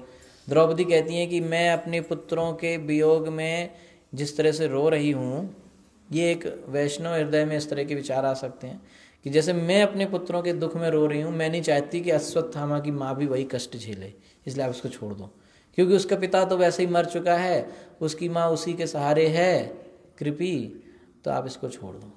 तो युधिष्ठिर महाराज कहते हैं ये धर्म संगत बात है, धर्म की बात है, युधिष्ठिर द्रौपदी की बात मानो, और अर्जुन तुम अश्वत्थामा को छोड़ दो।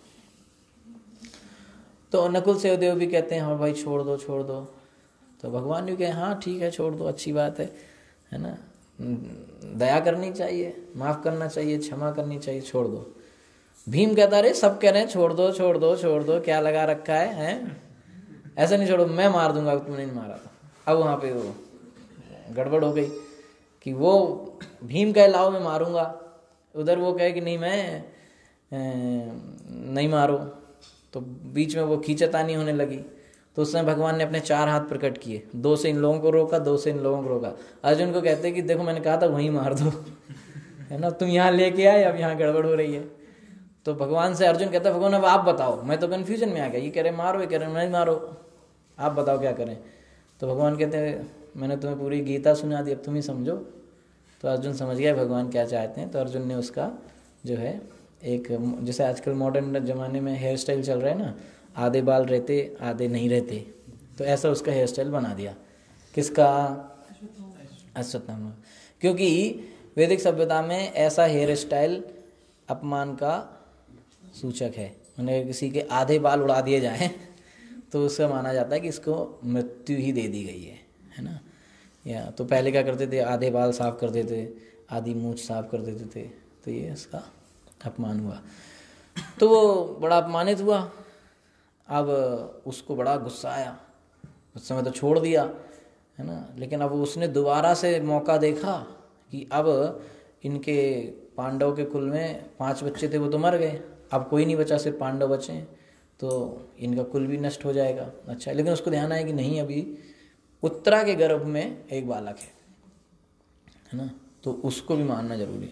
तो उसने फिर से ब्रह्मास्त्र, उसको एक ही चीज़ आती थी, ब्रह्मास्त्र छोड़ना, तो उसने ब्रह्मास्त्र छोड़ दिया है ना। तो वो उत्तरा ब्रह्मास्त्र के तेज को सहन नहीं कर पाई, और दौड़ते दौड़ते जब भगवान कृष्ण द्वारका की तरफ जा रहे थे तभी आ गई कि मेरी रक्षा करो, है ना। तो वो कहती है उत्तरा कि आप ही कर सकते हो मेरी रक्षा, क्योंकि वहाँ पे कोई कहे कि वहाँ पे 5 पांडव खड़े हैं, अर्जुन जैसा गांडीवधारी व्यक्ति खड़ा है, वो नहीं आपकी रक्षा कर सकता।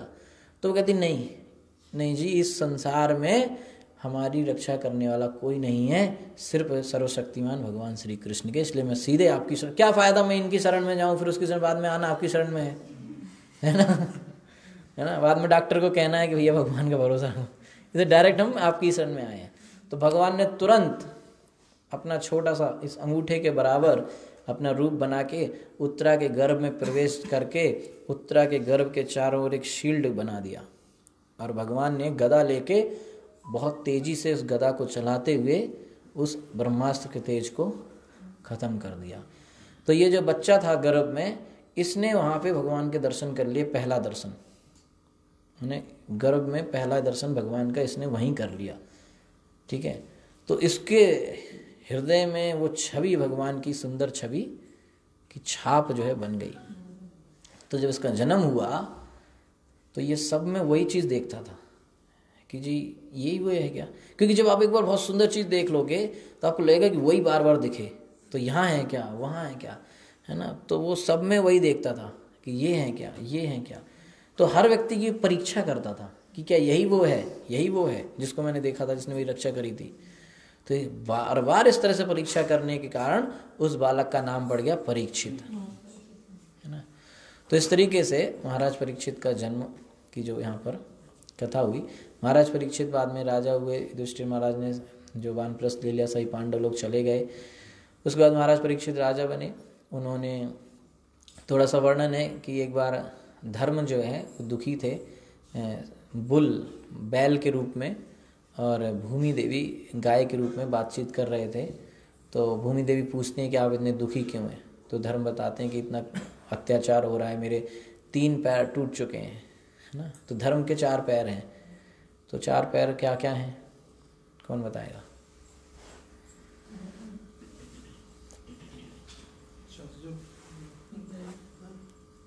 अच्छा, 4 नियम कौन कौन से हैं इस कौन के?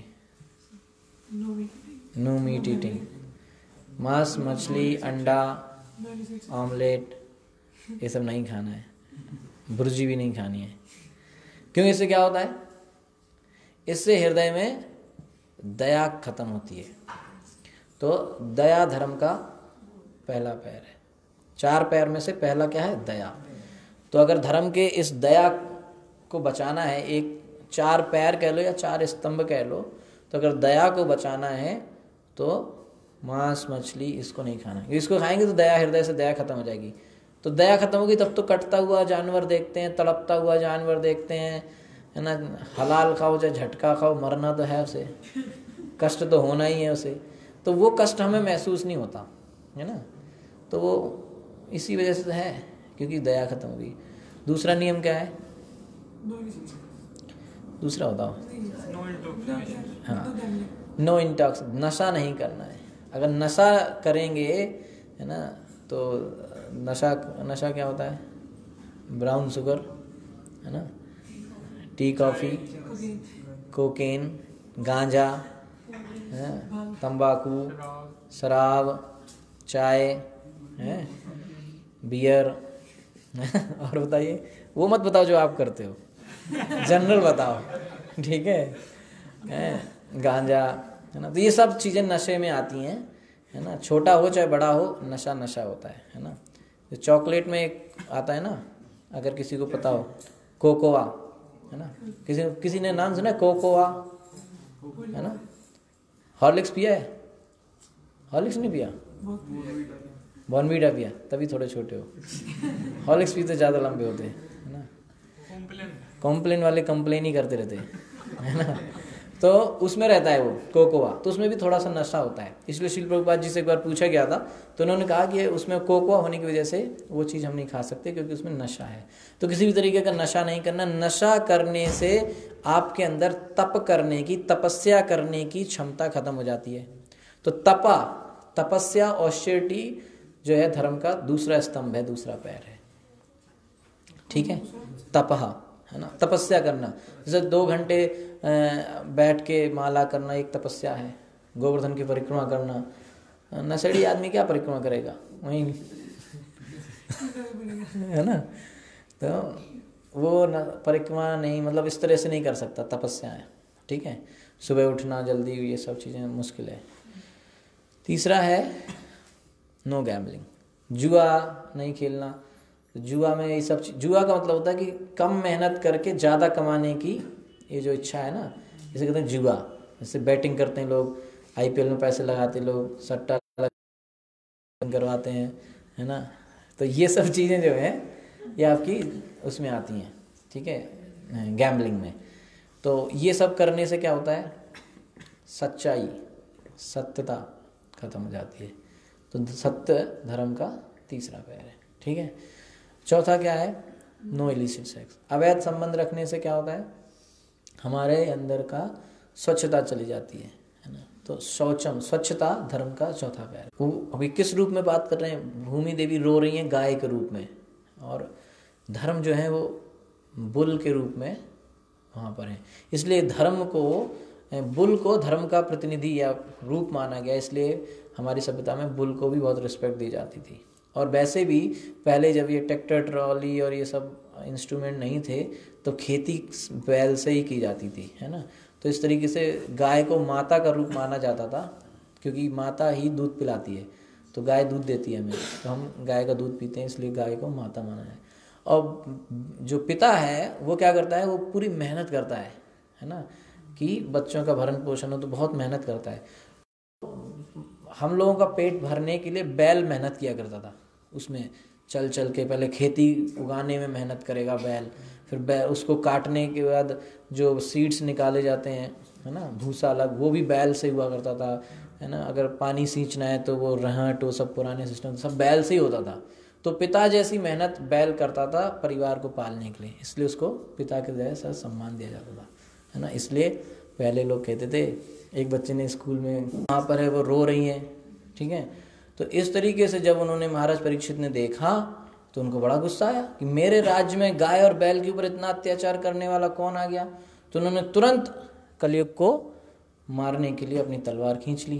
कलयुग निकला बड़ा चतुर, कलयुग ने सोचा ये इससे तो मैं जीत नहीं पाऊंगा, तो शुद्ध वैष्णव राजा है। तो कलयुग ने तुरंत महाराज परीक्षित के पैर पकड़ लिए और उनकी शरण ले ली और बोला मैं भी आपका शरणार्थी हूँ, मेरी रक्षा करो।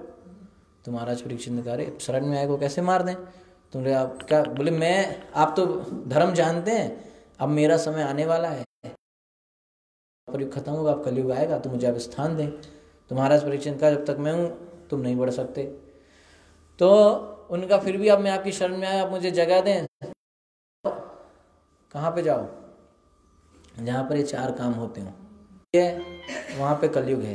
अगर कलय आपको कहीं लगे कि यहाँ बहुत कलय होती है, इसका मतलब वहाँ पे कलयुग का वास है।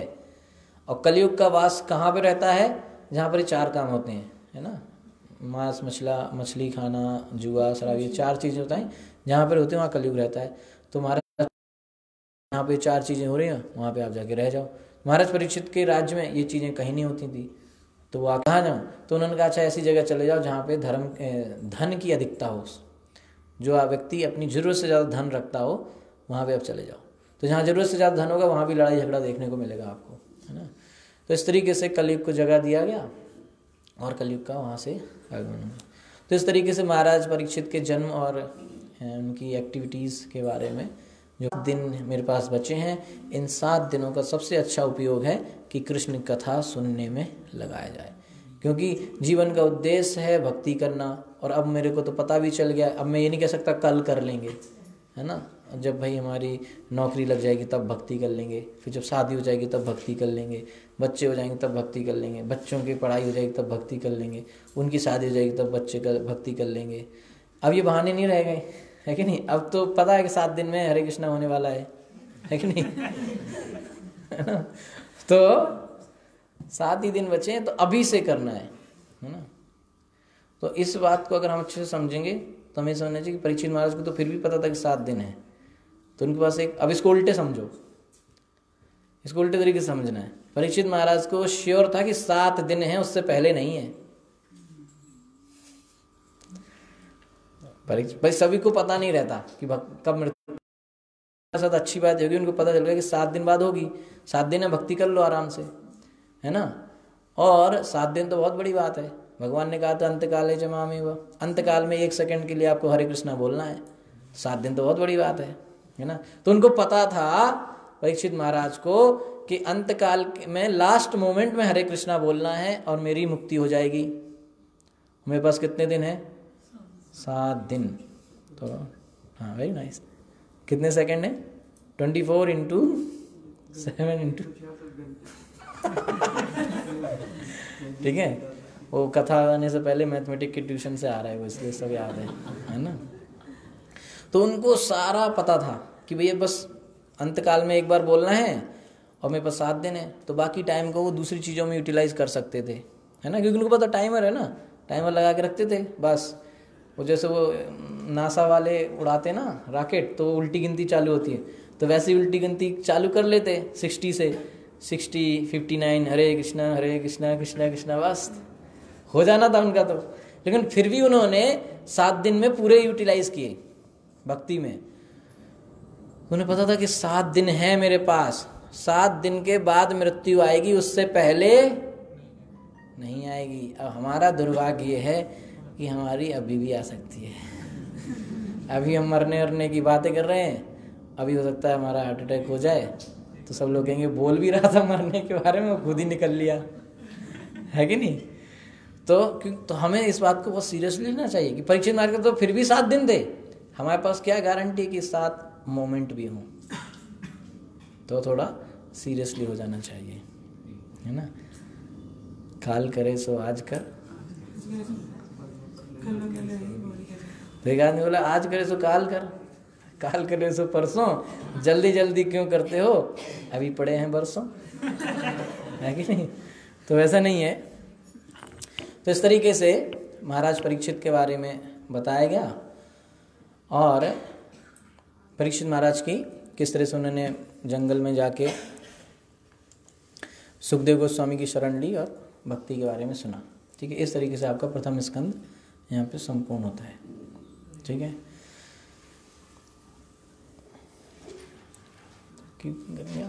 दूसरा माइक नहीं है।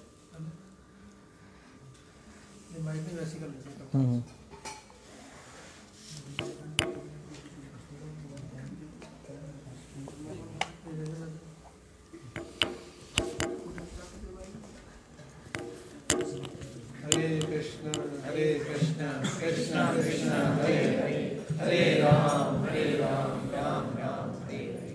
हरे कृष्णा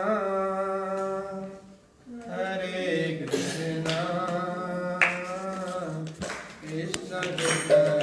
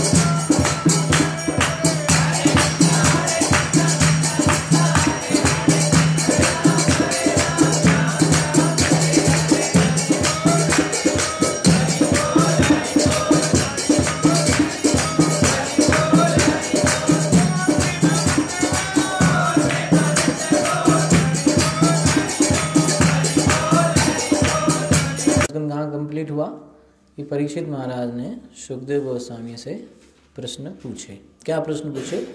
तो यानी कि सुखदेव गोस्वामी का जो प्रवचन है वो द्वितीय स्कंद से ही चालू होता है, प्रथम स्कंद में नहीं है। प्रथम स्कंद में कहाँ तक की कथा है? उन्होंने प्रश्न पूछा कि जो साधारण व्यक्ति हैं, वही प्रश्न वही आएंगे हमेशा घूम करके। तो उन्होंने वही प्रश्न पूछा कि मेरे साधारण व्यक्ति जो है, जिसकी मृत्यु होने वाली है, उसके लिए वो स्पेसिफिकली उन्होंने 38वें श्लोक में बताया कि उसको क्या सुनना चाहिए, क्या बोलना चाहिए, यानी कि कीर्तन करना चाहिए, बोलना चाहिए, क्या उसको सुनना चाहिए, क्या उसको बोलना चाहिए, क्या उसको याद करना चाहिए, याद रखना चाहिए, और क्या उसको नहीं करना चाहिए। कितनी चीज हुई? ज़्यादा हम कुछ भी कर रहे हैं जो विषय है सुनने के लिए। आत्म तत्वम अपश्यताम निर्णाम, आत्म तत्व को नहीं जानते, जो लोग जीवन की महत्वता को नहीं जानते, मनुष्य जन्म का परम लक्ष्य क्या है, जो इस बात को नहीं जानते, आत्म तत्वम अपश्यताम, जो इसको नहीं जानते हैं, अपश्यताम माने जो जिन्होंने ये नहीं देखा है, उन निर्णाम, उन लोगों के लिए कितने विषय हैं सुनने के लिए? हजारों विषय हैं, है ना। राजनीति, समाज, है ना, फिल्में, पता नहीं क्या क्या है सुनने के लिए, बहुत कुछ सुन सकते हैं। और ऐसे लोगों का लक्षण क्या है? गृहेषु गृह अपश्यताम आत्म तत्वम गृहेषु गृहमेधिनाम। ऐसे लोग क्या हैं? अपने घर परिवार से बहुत ज़्यादा अटैच्ड रहते हैं, जुड़े रहते हैं, उस घर परिवार के बंधनों में बंधे रहते हैं। तो ऐसे लोग जो अपने घर गृहस्थी में फंसे हुए हैं, भक्ति को जानते नहीं हैं, उन लोगों को सुनने के लिए हजारों हजारों विषय हैं। माने कि कोई इसकी लिमिट नहीं है कि क्या क्या वो सुने और क्या क्या वो ना सुने। हजारों टॉपिक, और आप देख भी लीजिए, है ना, क्या क्या नहीं सुनते हैं लोग। आगे कहते हैं निद्रया ह्रियते नक्तम व्यव्यायेन च या वयः दिवाचार्थ या राजन कुटुंब भरणेन वा। ऐसे लोग, जो लोग भक्ति के बारे में नहीं जानते, घर गृहस्थी में बहुत ज़्यादा फंसे हुए हैं। घर गृहस्थी में फंसे हुए का मतलब उससे नहीं है जो भक्ति भी कर रहा है और अपने परिवार में रहता है, उसकी बात नहीं चल रही। जो भक्ति नहीं जानता, सिर्फ घर गृहस्थी, वही अगर कन्फर्म हुआ रहा है, क्या करते हैं? कुटुंब भरणेन वा, कुटुंब का भरण पोषण में ही लगे रहते हैं। ठीक है। वयः ह्रियते नक्तम, उनके जो जीवन है वो कैसे जा रहा है? ऐसे ही चला जा रहा है। काय में? निद्रया व व्यवयेन, यानी कि उनका जो जीवन खर्च हो रहा है वो या तो सोने में हो रहा है रात को, या इंद्रिय भोग में हो रहा है ना। उनका जीवन खर्च कैसे होता है? या तो वो सोते हैं या फिर इंद्रिय भोग करते हैं। तो रात ऐसे चली जाती है। रात्रि में ऐसे लोग या तो सोते हैं या इंद्रिय भोग करते हैं, तो ऐसे में उनकी रात्रि चली जाती है। दिवाचा अर्थ या राजन, दिन काय में व्यतीत हो जाता है? अर्था यहाय, यानी कि पैसा कमाने में, है ना। ठीक है। उनका जो जीवन, रात कैसे खर्च होती है? या तो सोने में और या इंद्रिय भोग में। और दिन कैसे खर्च होता है? पैसा कमाने में या सामान खरीदने में, है ना। फ्रिज चाहिए, अभी कूलर चाहिए, अभी एसी खराब हो गया, अभी ये अभी वो, इसमें चला जाता है। और क्यों करते हैं? पैसा क्यों चाहिए? सामान क्यों चाहिए? कुटुंब भरणेन वा, परिवार के भरण पोषण। आगे परीक्षित महाराज कहते हैं कि हमको आप ये समझाइए कि सर्ग और विसर्ग के बारे में बताइए, यानी कि सृष्टि कैसे होती है, इसके बारे में आप हमें समझाइए। तो एक सेकेंड,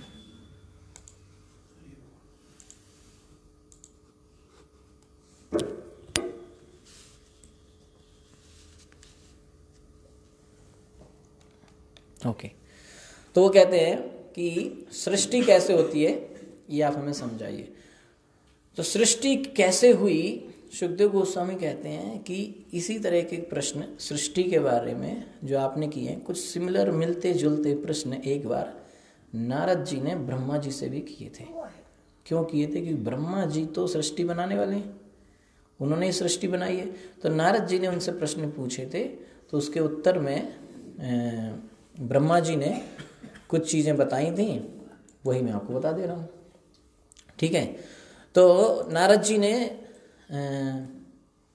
प्रश्न यही किया था ब्रह्मा जी से कि देखिए, हमको देखने से तो लगता है कि ब्रह्मा जी आप ही सृष्टि बनाए हैं, है ना, और आपने सारा सृष्टि बनाई, सब कुछ आपने, सभी को आपने पैदा किया, सब कोई आपके कंट्रोल में है। जो कुछ भी होता है आपसे पूछ के होता है। सारे देवी देवता आपके पास आते हैं कि हमें अब बताओ क्या करना है क्या नहीं करना है। सब कुछ कौन करता है? आप ही करते हो। तो सारा जो करने वाले हैं वो आप ही हैं, ये बात का मुझे पूरा विश्वास है। कौन बोला? नारद जी। किससे? किसके बारे में? हाँ, कि कौन करता है सब कुछ? ब्रह्मा जी आप ही करते हो। थोड़ा एक डाउट सा हो रहा है कि जब आप ही सब करने वाले हो, आप ही सब करता धरता सब आप ही हो, परम पिता ब्रह्मा आप ही हो, तो मैं देखता हूँ कभी कभी आप भी कुछ ध्यान व्यान करते रहते हो। आपको भी देखा है कभी कभी आप भी कुछ माला वाला करते रहते हो। आप किसकी माला करते हो? अगर आप सर्वश्रेष्ठ हैं तो जाहिर सी बात है आप अपने से नीचे वाले को तो ध्यान नहीं कर रहे होंगे ना, आप अपने आप का ध्यान कर रहे होंगे। अपने आप की पूजा तो कोई नहीं कर रहे होंगे। तो इससे ये ऐसा है क्या कि कोई आपसे बड़ा भी है क्या? कोई आपसे ऊपर है क्या? तो आप वो बताइए। तो ये सृष्टि के रहस्य को आप हमें समझाइए। तो ब्रह्मा जी उनको वहाँ पर उन्होंने, नारद जी ने ब्रह्मा जी से 6 प्रश्न पूछे। ठीक है हम क्या करें, भागवत में है ही प्रश्न उत्तर। तो नारद जी ने ब्रह्मा जी से 6 प्रश्न पूछे कि ब्रह्मांड का लक्षण क्या है।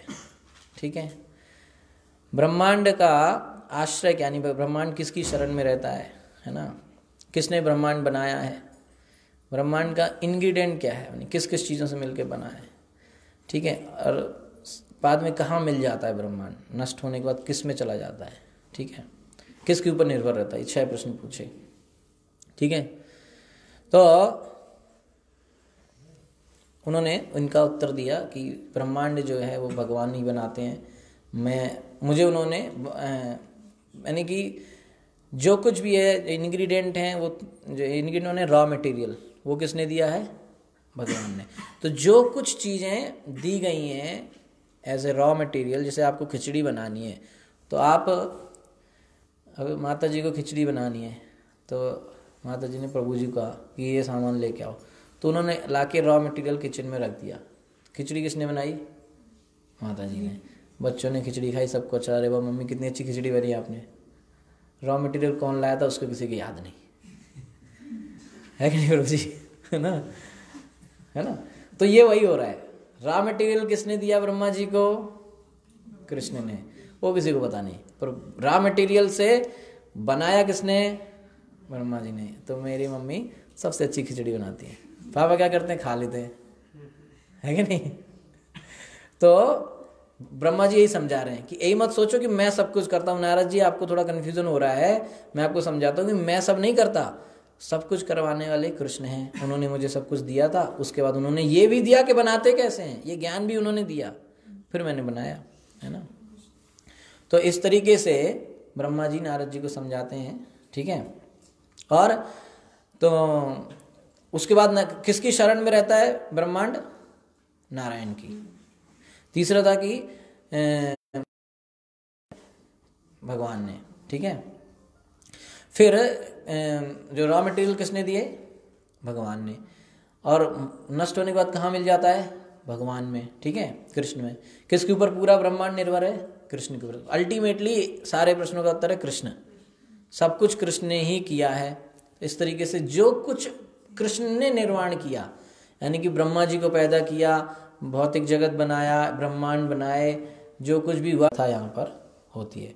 ठीक है, इसके बाद 8, 9 और 10 में भागवतम के मेनली 10 टॉपिक भागवतम में है, उसके बारे में चर्चा होती है कि भागवतम में कौन कौन से 10 टॉपिक हैं, तो उसको हम कल कर सकते हैं। हरे कृष्णा। श्रील प्रभुपाद की, ग्रंथराज श्रीमद् भागवतम की, अनंत कोटि वैष्णव वृंद की। हर किसी को भी प्रश्न है तो आप पूछ सकते हैं।